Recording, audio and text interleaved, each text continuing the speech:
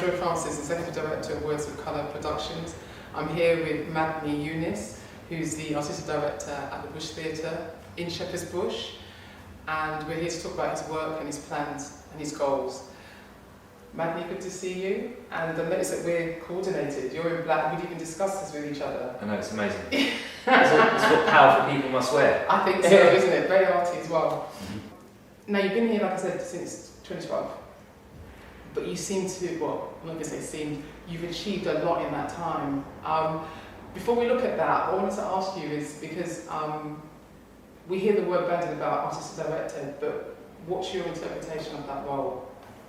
I think, firstly, it's a joy to be part of this interview, and I love the work of Words of Colour, so I just want to say that straight off the bat. To be an artistic director is also to be the chief exec of an organisation. And so I don't really introduce myself as being the chief exec. And you sort of separate out those two component parts. I think to be the artistic director is to create a vision for an organisation. Having been on the outside of these buildings for so long, I'm really committed to the idea that being on the inside, I wanted to create a body of work that spoke to the city I'm in, to the cultural experiences that inspire me, that provoke me. And in many ways, I think that is my role as the artistic director, to curate the programme of work we produce here, to support the playwrights that are making that work, and hopefully to find a range of voices that feel like the city I live in a city that I think inspires me every day. That's funny,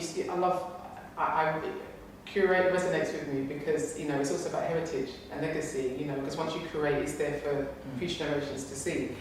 But also, in this climate with all the cuts, we know that theatre is also about getting bums on seats and sustaining yourself financially. I mean, within your first year, by 2013, you basically broke, from what I gather, all records for the Bush Theatre by having 99% capacity audience. I mean, that is brilliant. I mean, I can imagine people want you to bottle it and sell that approach. I mean, what happened? How did you manage to achieve that? I mean, for the record, and just to be honest about it, in 2012 when I first started here, I remember meeting with people like Michael Grandage, Dominic Cook, all these other great artistic directors of buildings here in London, and I kind of shared with them my ambition, and they were really generous. They said, that sounds great, Madani, but you're not going to achieve any of that in your first year. I said, of course I would. Why wouldn't I? And they were so right, because in your first year you are spending so much time, or at least I was spending a great deal of time looking at the organisation. I have always believed without an organisation that is focused, without an organisation who is kind of driven by the same objective, you can't make work in spite of the people you work with. So we have to have a shared memory between us. And so 2012 was a real learning year. But going into the second season here, I knew I had to deliver. I knew I had to deliver, I think. And it's great to have this space because being the first non-white artistic director of the theatre in London, I was aware people, didn't know me because I was coming from Bradford, from outside of the city. I was also aware of, whether it was said overtly, but the idea of, is his appointment some kind of liberal guilt? Is it tokenism? Is he here because he's good enough to be here? Going into that second year, I held my nerve because I felt the team and I could do that. And look, yes, we had a hugely impressive year where we sold out and did lots of great things, but above all, and I think this is the part of the narrative that is most important to me, 50% of those plays were written by black minority ethnic writers, 50% of those plays were directed by black minority ethnic writers, the other 50% of our directors were women. And it sounds really neat when I say that, I acknowledge, but it was not by design. So it was only when we look back on the year did we appreciate the level of detail of who those men and women were. Because the truth is, if we did it by design, I think that would have been a really ugly outcome, that we would have made decisions that we didn't believe in.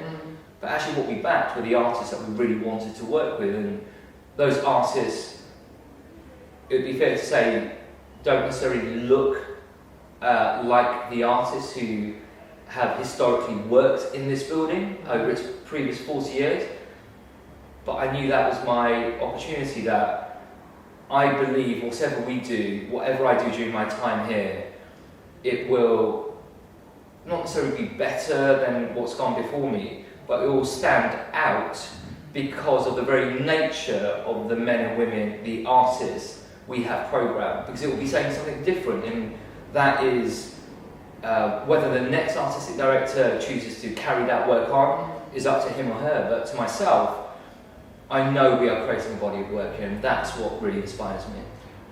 I want to bring the question I was asked later forward, because you mentioned it yourself, and chiefly that you're the first non-white artistic director of a British theatre.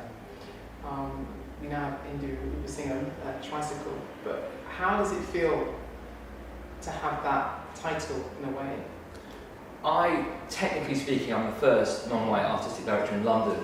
Before me, Kuli Tiari was at the Leicester Haymarket, and she was the co-artistic director of the Leicester Haymarket, and a huge inspiration and an amazing woman and human being. But in answer to your question being, having that moniker,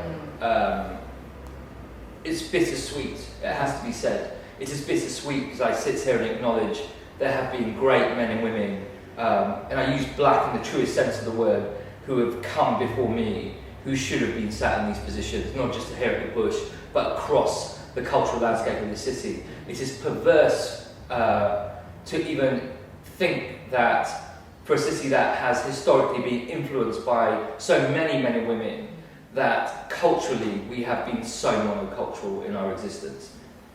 And in many ways that is that makes this experience bittersweet, because yes, I am proud to be at the Bush Theatre, but it's bittersweet because there are lots of good men and women who just didn't see this opportunity, and I do feel responsible. I suppose that my mother is Trinidadian and my father is Pakistani, but coming from kind of West Indian roots, and from both parents, you have to work twice as hard. And I feel me just being here is not enough. Me being able to deliver will be what defines what we do. I mean, why the theatre? I mean, you could have had a career in film, and initially that seemed to be the route that you were taking, isn't it? Because I love the title of that short film, I think, that came out at Cannes in 2007. Yeah, Ella Bella Pompanella. Yeah, Ella Bella Pompanella. I wanted to say it before we get to the name. It's like super califragilistic, isn't it? What made you not pursue that route and move to quite a significant career in theatre? Two central figures.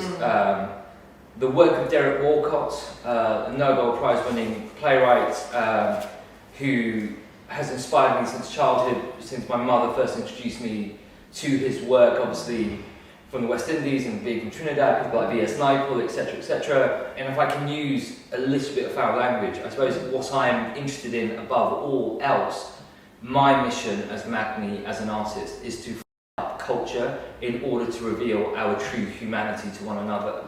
And what I love about theatre is the immediacy of the connection of the art to the audience, and that exchange that takes place when a piece of work has really connected. And for me, the power of that exchange and the immediacy of that exchange is why I'm in love with theatre. And not to suggest that one won't experience film down the line or other mediums, but it's a theatre that I think my heart belongs to.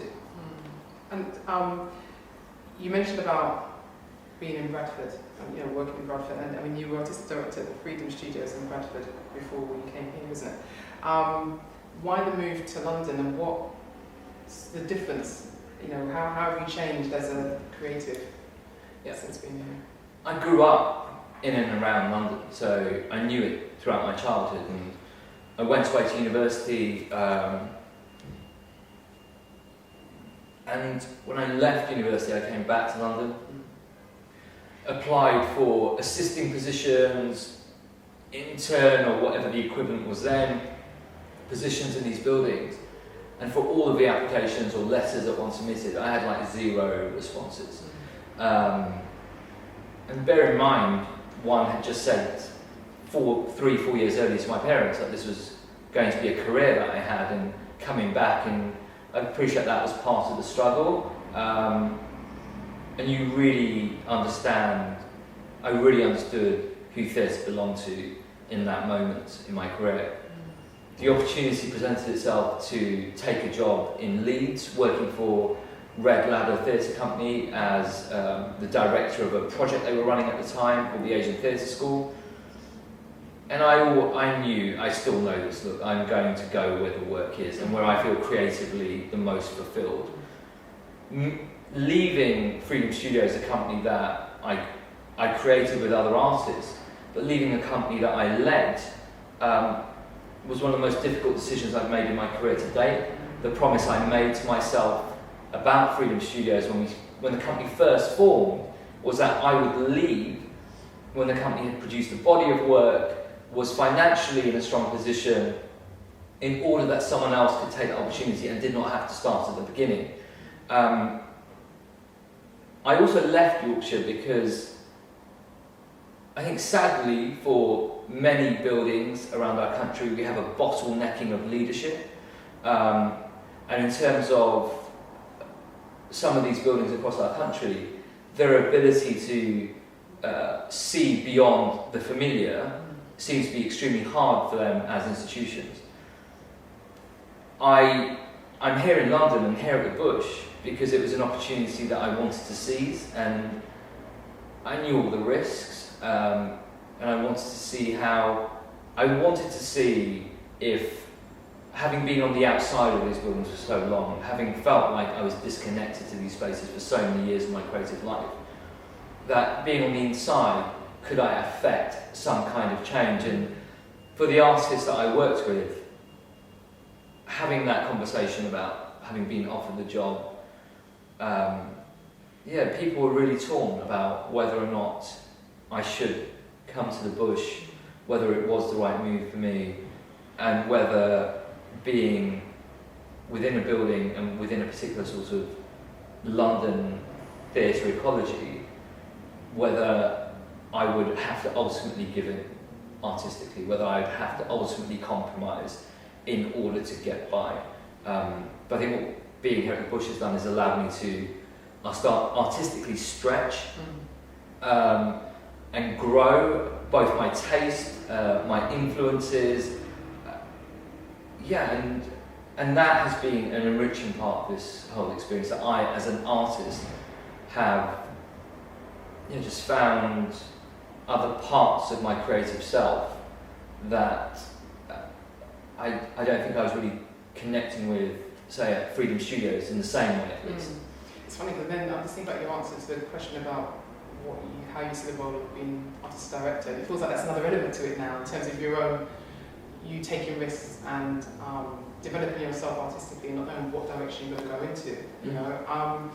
And talking about some of the choices that you've made since being here. I mean, we've got some of the promotional boards for them. I mean, you've directed the Royale and Perseverance Drive, obviously Royale was most recent. Disgraced, in terms of the sort of writing that you've chosen to put on Disgrace, which is looking at Islamic extremism, and I think it came out around the time of the Woolwich attack. Same night. Same night. So that's, and even though it's set in America, isn't it? New York, yeah. Right. So what draws you to a piece of work? What makes you decide which to put on and which to direct? I think that's one of the hardest parts of this job, in that we are met by a lot of really well-made plays, to borrow that phrase.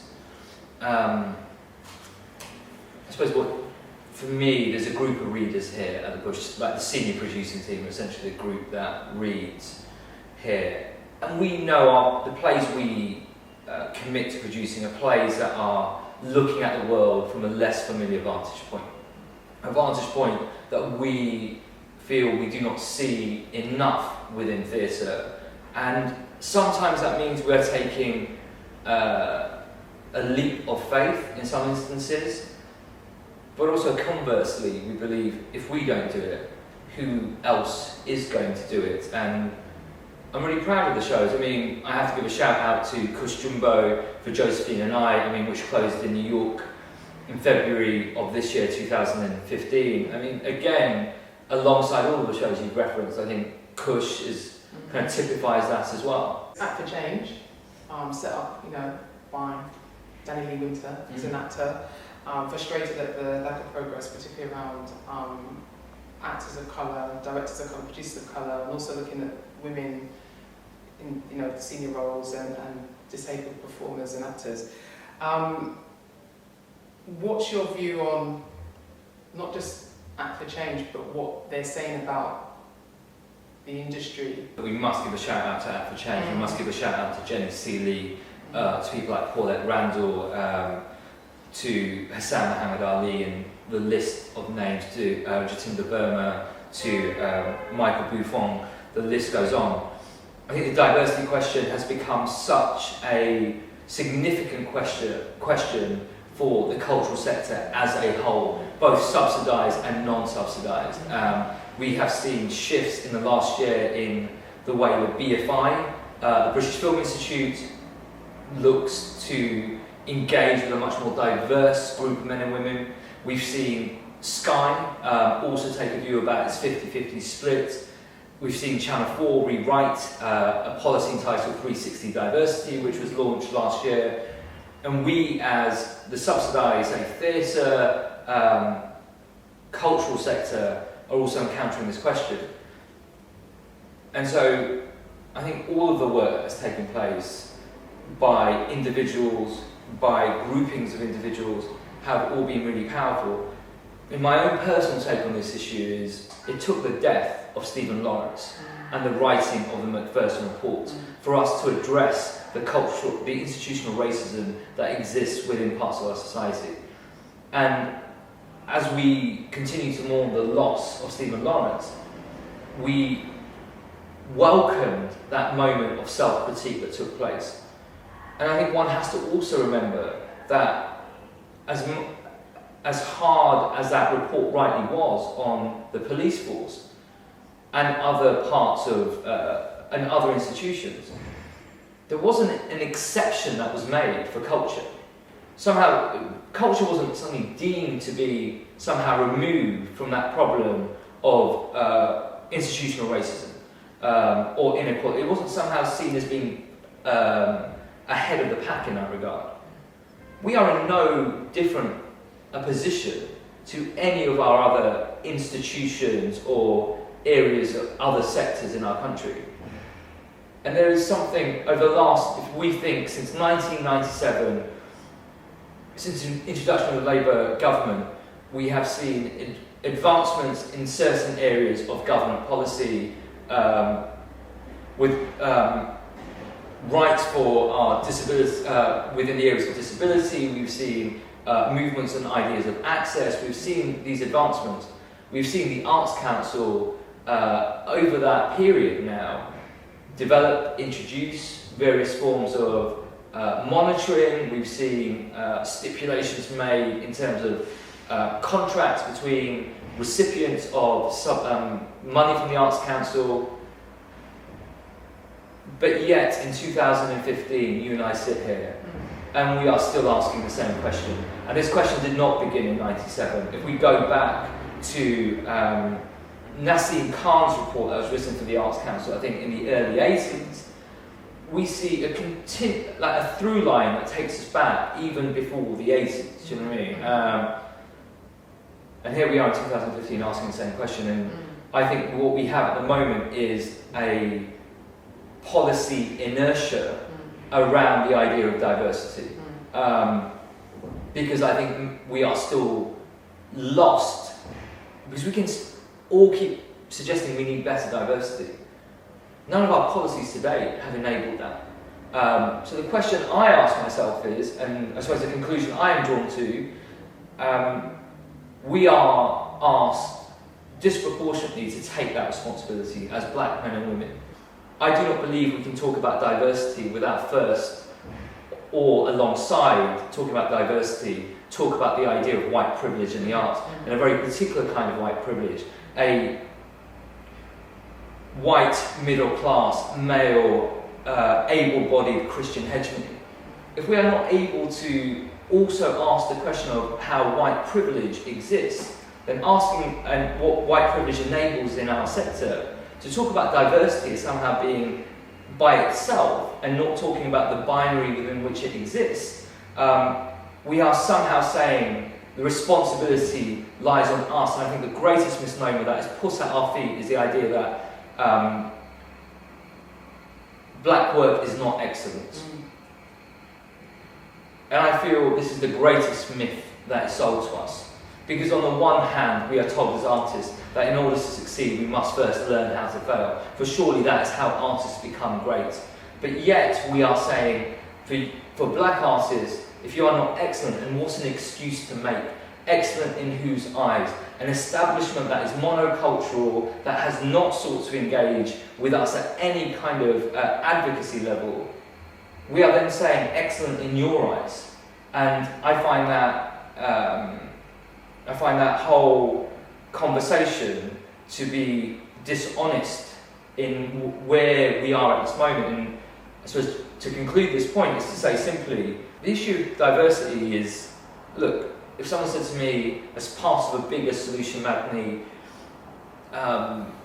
we should have quotas, I'd be like, do you know what, I'm good to go. In order for us to enable diversity, we need to take power.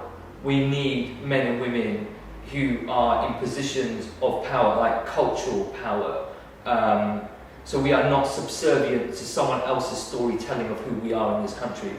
Because if we are to look at theatre, we are someone else's footnote, in someone else's storytelling of who we are. And I believe we have to take power in order to create meaningful change. And that's difficult. And if I am the first, then it shows you how difficult it has been. And one person cannot be the answer, or two people with Indu cannot be the answer to this equation. But we have for too long been told we are the other by men and women who somehow feel they can write our story for us. And there is a deep irony for me that for a cultural sector who are left-leaning, for a cultural sector who claim to be ethically aware, who are tapped into issues of the environment, and all really important, we can all say where they are important ideas to us. When it comes to the idea of how plural we are, when it comes to the idea of reflecting the city we live in, it does lead me to conclude, if since 97 to the last 14 or 15 odd years now, we've asked this question to our existing leadership, and the results have not been forthcoming, then I think we need to ask the question of where power rests, and actually by changing that, I think we change our reality. Thank you. One of the things you were talking about as part of that, about storytelling and the importance of that, and obviously that's been a strong theme at Bush since you've been here as well. I mean, are there any writers, not just playwrights at the moment, that are just exciting you with what they're doing, or you're interested in working with? Look, I mean, no doubt. I mean, we might have this diversity question kind of present, but let's not sleep on the fact we're in London, or we're in the UK. You can go to any major city in this country and be met by a force of creativity, the likes of which are reshaping the culture of any city. And I think a couple of examples in terms of artists, if to those watching this, the spoken word night, Outspoken, that takes place in Camden, led by Adrianne, from the poet's mouth to your ears, unfiltered, unadulterated, you are being met by the voices of a generation. They are the seers of our time. And that is, for me, spoken word is one of the last revolutionary art forms we have left in this city.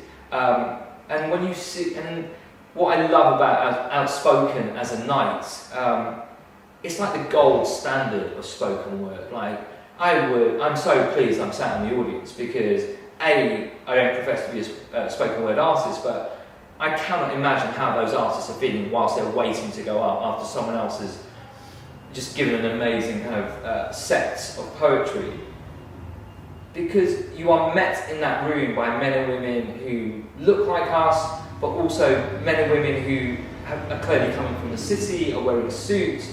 You're met by a really diverse range of age groups, and I kind of go, wow, I'm in London, expressing and being part of an exchange with men and women that are just inspiring me profoundly. The book I've recently kind of finished reading is Graffiti My Soul by Niven Govindan. So a British novelist set in suburbia.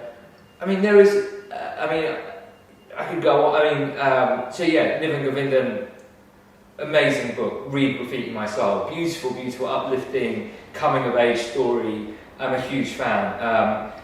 Bernardine Evaristo's Mr. Loverman, if you've not read that, you're missing out on what I think is one of the smartest, eloquent, heart-wrenching stories I've read in so long. What else is inspiring me? The emergence of the Black Cultural Archive in Brixton, their recent photographic exhibition looking at London during the time of Carnival, I think that was right, and their exhibition of I think female figures in history that came before it. We live in a time when our big cultural institutions may not be reflecting us, but we are making work in spite of them. And I think we should remind ourselves that we are culturally rich, and we see that every day. Last question now. What are your goals for 2016? Good question.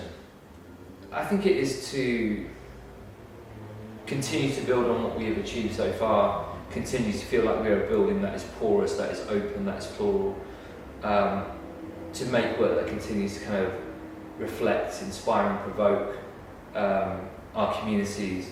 My big ambition, I suppose, is making this building kind of the creative heartbeat of Shepherd's Bush.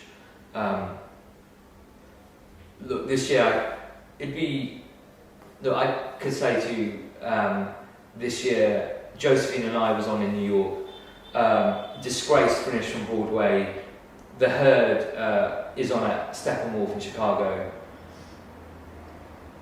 Professionally, really important landmark moments for us. Selling Out season, really important landmark moment. But many other theatres can lay claim to those types of statistics. Maybe not with the same artists, but they can lay claim to that. The one thing that I really want to shift is how this building exists in Shepherd's Bush and how we speak to and of the world we live in. And I think the only way we do that is by the work we produce on stage, but by also thinking about how we engage beyond ourselves. Thank you so much for your time. Thank you.